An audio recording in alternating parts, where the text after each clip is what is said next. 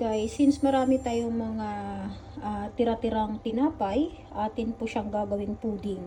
Hindi ko na na-vlog kung paano ko siya, basta minix ko yung milk, cinnamon, sugar, melted butter, and banana. Nilagyan ko siya. Tapos ayan na siya. Tapos nilagyan ko ng toppings. Sino ko na yung pinaghati-hati ko yung tinapay. And then nilagay ko na yung liquid mixture dyan. And then i-flatten mo. And then it's up to you kung ano ilalagay mong toppings dyan sa harap sa taas. Pero ako nilagay ko ay raisin. Ayan siya guys. So then i-bake siya natin na 175 degrees 45 to 50 minutes. Ayan. Na-preheat na natin yung oven. Ilalagay na natin. Sa oven, 45 minutes. Guys, malapit na.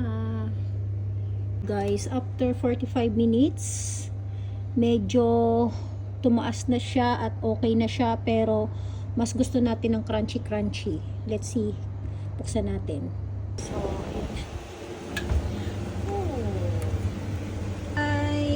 pero gusto natin siya ng medyo maitim-itim pa.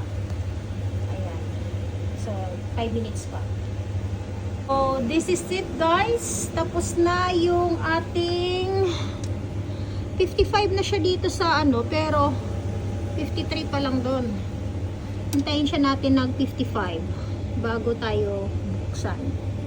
Guys, since 55 na, i-off na natin. Tingnan natin. Ayan ang ating pudding. Ayan siya guys. Tanggalin na natin. Ayan na yung pudding natin guys. I-rest lang siya natin. Looks yummy. So i-rest lang siya natin ng mga 5 minutes. Tingnan lang natin pa. Aanahin lang natin ng konti.